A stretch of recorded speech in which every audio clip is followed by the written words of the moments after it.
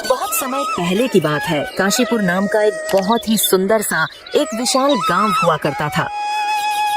उस गांव में राजू नाम का एक छोटा बच्चा अपने माँ बाप और अपनी एक प्यारी बहन चुन्नू के साथ खुशी खुशी रहा करता था। भाग्यवान, आज मुझे काम पर जाने के लिए देरी हो रही है। तुम ऐसा करो, आज दोपहर का खाना जमींदार जी के घर भिजवा देना। ठीक है जी, मैं दोपहर का खाना आपके पास भिजवा दूंगी। दरअसल राजू के पिताजी एक गरीब मजदूर थे। वह गांव के मुनीम जी के यहाँ गोदाम में बोरियां ढोने का काम किया करते थे और जो थोड़े बहुत मजदूरी के पैसे मिलते थे उसी से जैसे तैसे घर का गुजारा और घर का चूल्हा जलता था। लेकिन जिंदगी इतनी आसान कहाँ थी। अगर अचानक कोई और खर्चा आ जाता तो ऐसा लगता जैसे आसमान फटकर सीधे सर पर गिर पड़ा हो। गांव में अब हर साल की तरह इस साल भी बारिश शुरू हो गई थी। राजू बिना छतरी के दौड़ते हुए जैसे तैसे अपने स्कूल पहुंचा तो लेट हो गया। उसे देखते ही मास्टर जी ने उससे कहा, राजू वहीं रुक जाओ। कितनी बार कहा है तुमसे, बरसात में भीगते हुए मत आया करो, छतरी लाया करो। मास्टर जी वो टीचर जी, छतरी होगी तो लाएगा ना। हर साल कहता है अगले साल छतरी लेकर आऊंगा और लाता ही नहीं है, कंजूस कहीं का। राजू, तुम छतरी लेकर क्यों नहीं आते हो? मास्टर जी, मेरे पास छतरी नहीं है तो पिताजी से कहो बाजार से खरीद लाए। यह देख मेरे बापू ने यह छतरी लेकर दी है। देखो राजू, मैं तुम्हें इस तरह भींगा हुआ क्लास में बैठने नहीं दे सकता। पूरी क्लास गंदी हो जाती है। तुम घर जाओ, कल आना।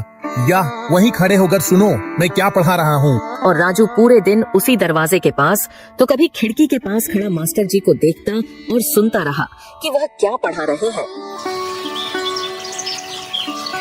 दूसरे दिन उसने सोचा बारिश होने से पहले ही वह स्कूल चला जाएगा, मगर जैसे ही वह निकलने लगा अचानक जोरों की बारिश शुरू हो गई।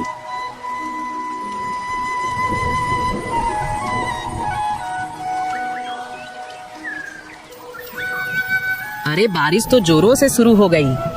पिताजी मुझे छतरी लेकर दो ना। लेकर दूंगा बेटा, जल्द ही लेकर दूंगा। जी हर साल आप यही कहते हो, फिर मेरा बेटा पूरे साल बारिश में बच कर जाता है, पढ़ता है और दूसरे साल फिर वही समस्या। क्या करूँ रंभा, पूरे साल तो मेहनत करता ही हूँ पर इतना कमा ही नहीं पाता कि 2 वक्त की रोटी की सिवा और कुछ जुटा सकूं। माफ करना राजू बेटा, मैं तेरे लिए एक छोटी सी छतरी भी नहीं ले पा रहा हूँ। दुखी मत होइए पिताजी, मैं चला जाऊंगा। अरे कैसे चला जाएगा? बारिश मैं पेड़ के नीचे से बसता स्कूल तक पहुंच जाऊंगा। बाय अम्मा बापू। अरे लेकिन राजू बारिश से बचता हुआ भागकर एक पेड़ के नीचे पहुंचता है। कुछ देर इंतजार करता है मगर बारिश है कि थमने का नाम ही नहीं ले रही थी। राजू आसमान की ओर देखता है तो उसे चारों तरफ काले काले घने बादल दिखाई देते हैं। ओह, बादल तो बहुत घिरे हुए हैं। लगता है आज स्कूल में बहुत लेट हो जाऊंगा। मुझे चलना चाहिए। अगर कुछ देर और ऐसे ही बारिश होती रही तो मैं कमर तक भीग जाऊंगा। फिर मेरा स्कूल ड्रेस भीग गया तो मास्टर जी वैसे भी मुझे क्लास में नहीं आने देंगे। क्या करूं? राजू को पेड़ पर चढ़े हुए काफी वक्त हो गया है। उसे जोरों की भूख लगती है। वह अपना पेट पकड़ता है। वह सोचता है पता नहीं कब बारिश बंद हो, क्यों ना तब तक स्कूल का टिफिन खा लूं। और वह अपने स्कूल बैग से अपना टिफिन निकालता है। उसमें रोटी और बुक्का किया हुआ प्याज है। तभी उसे पानी में नीचे छप छप की आवाज आती है। वह देखता है तो एक साधु बाबा चलते हुए उसी पेड़ के नीचे आकर रुक जाते हैं। राजू उसे देखता है, फिर अपने भूख का एहसास करके रोटी प्याज के साथ खाने लगता है। साधु उसे खाता हुआ देखता है। राजू दूसरा निवाला खाता है तो देखता है साधु उसे खाता हुआ देख रहा है। वह तीसरा वाला खाता है, तब भी साधु से देख रहा है। साधु उसे देख रहा है या देख राजू कहता है, बाबा खाओगे? 2 निवाले खिला दोगे तो भला हो जाएगा बच्चा। आज वर्षा की वजह से भिक्षा नहीं मिल पाई है। 2 निवाले क्या बाबा, 2 रोटी खा सकते हो आप, पर रोटी के साथ सब्जी नहीं है। सिर्फ मुक्का मारा हुआ प्याज है। जब भूख लगी हो तो हर खाना पंच पकवान लगता है बच्चे। लीजिए, खाइए बाबा। किंतु तुम इस वृक्ष पर क्यों बैठे हो बच्चे? स्कूल जा रहा था बाबा। बारिश तेज हो रही है ना, इस कारण पेड़ के घने पत्तों में बचने के लिए यहाँ बैठ गया।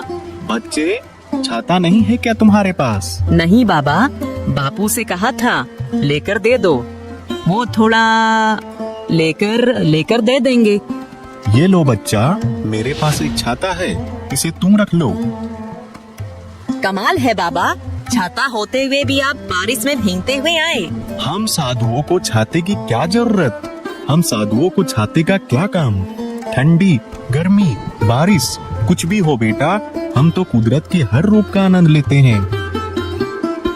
वाह, आत्मा तृप्त हो गई बच्चा, जाओ और खुश रहो। इतना कहकर साधु वहाँ से चला जाता है। बाबा जी के जाने के बाद राजू भी पेड़ से उतरता है और छतरी खोलता हुआ स्कूल पहुँच जाता है। स्कूल में सभी उसे इतनी बढ़िया छतरी लिए आया देख चौंक जाते हैं। अरे राजू, आज छतरी होकर भी तुम लेट हो गए। अब तो स्कूल छूटने का टाइम हो गया है। कल से लेट नहीं होऊंगा मास्टर जी, अभी छतरी मिली है मुझे। जरूर कहीं से चुराया होगा। बबलू, सभी बाहर आते हैं तो देखते हैं बाहर बहुत ही तेज आंधी सी हवा चल रही है और फिर अचानक बारिश शुरू हो जाती है। यह देख सारे बच्चे अपनी अपनी छतरी खोलते हैं। 2-3 बच्चों के पास छतरी नहीं है। यह देख बबलू और उसके दोस्त अपनी अपनी छतरी खोलते हुए उनकी ओर देखते हुए हंसने लगते हैं। तभी राजू आता हुआ अपनी छतरी खोलता है और उन 2-3 बच्चों से कहता है, आज जाओ, तुम तीनों भी आज जाओ। अरे हम तीनों इतनी सी छतरी में कैसे आ सकते हैं राजू? अरे पूरी तरह भीगने से तो अच्छा है कुछ कुछ बच जाना। आओ देखो, बच रहे हैं ना हम चारों। अरे हाँ यार, तुम्हारी छतरी तो बहुत बड़ी है। इनकी छतरी तो कौआ बन गई। बबलू, आ जाओ मेरी छतरी में, बारिश बहुत तेज है। नहीं मैं आऊंगा। हटो तुम लोग, उसने मुझे बुलाया था। और बबलू अपने ही दोस्तों को धक्का देकर राजू के छतरी के नीचे घुस जाता है। जैसे ही वह छतरी में घुसता है, छतरी थोड़ी और बड़ी हो जाती है। तभी बाकी दोस्त भी आकर उसकी छतरी में घुस जाते हैं तो छतरी और भी ज्यादा बड़ी हो जाती है। सभी उसके अंदर सुरक्षित आ जाते हैं। सभी गांव की ओर चल देते हैं। रास्ते में एक एक करके कई लोग मिलते हैं। वह सभी राजू के छतरी में घुस जाते हैं। धीरे धीरे छतरी इतनी बड़ी हो जाती है कि ऐसा लगता है राजू नहीं, कृष्ण भगवान है जो गोवर्धन पर्वत उठाए उसके साथ चले जा रहे हैं। सरपंच जी, आप यहाँ? हमें बुला लिया होता। कुछ काम? हमने सुना है तुम्हारे बेटे के पास इतनी बड़ी छतरी है कि पूरा गांव उसके नीचे बारिश से बचता हुआ आ गया। नहीं तो सरपंच जी, ये देखिए, ये तो बहुत छोटी सी छतरी है, एक बच्चे को बचाने के बराबर। ऐसा कैसे हो सकता है? हमने खुद अपनी आंखों से देखा था। देखा है ना छोटी ही छतरी, पर मैंने अपनी आंखों से देखा था। सरपंच जी, हमें भी भीगने से बचा लो। अरे ये छतरी तो बड़ी होती जा रही है। देखा, मैंने कहा था ना। राजू बेटा, तुम्हें ये छतरी कहाँ से मिली? ये मुझे आज एक साधु बाबा ने दी थी। ओ, तभी ये जादुई छतरी है। इससे तो हम पूरे साल के लिए पानी इकट्ठा कर सकते हैं। कैसे सरपंच जी? इसके नीचे जितने भी इंसान आते हैं, ये उतनी ही बड़ी चली हो जाती है। हम अपने गांव और तालाब के बीच राजू को ये छतरी लेकर खड़ा कर देंगे। फिर उसके नीचे राजू के एक तरफ तालाब तक और दूसरी तरफ नहर तक गांव वालों को खड़े कर देंगे। उन्हें पानी से बचाने के लिए छतरी तालाब से नहर तक बड़ी हो जाएगी। फिर जो भी बारिश का पानी गिरेगा, तालाब और नदी में गिरेगा, पूरे साल भर की पानी की समस्या हल हो जाएगी।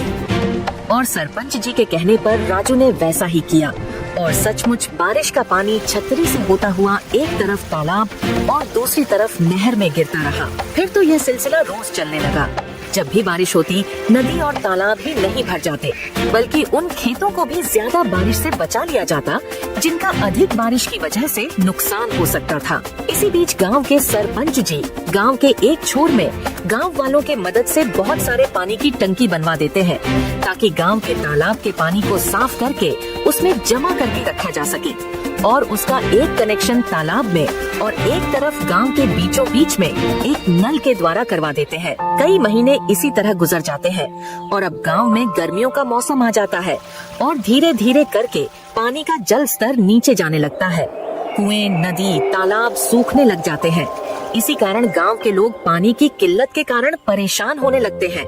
तभी सारे गांव वाले एकजुट होकर गांव के सरपंच जी के पास जाते हैं। सरपंच जी, मैं रामचंद्र।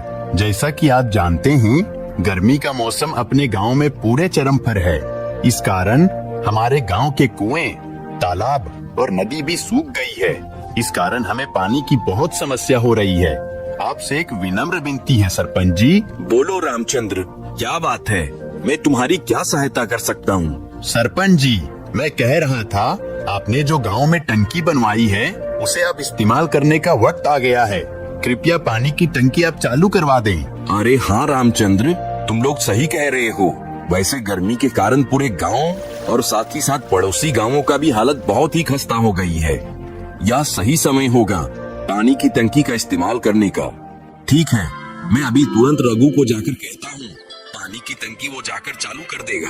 आपका बहुत बहुत धन्यवाद सरपंच जी। इधर सभी गांव वाले अपने अपने हाथों में बाल्टी लिए एक आशा की किरण लेकर इंतजार कर रहे होते हैं कि कब उस नल से पानी आएगा। कि तभी जैसे ही उधर से रघु पानी टंकी को चालू करता है, वैसे ही नल से एक झटके के साथ पानी आना चालू हो जाता है। यह देखकर सभी गांव वाले बहुत ही ज्यादा खुश हो जाते हैं और पूरे गांव में सरपंच जी और राजू की तारीफ और वाहवाही होने लगती है।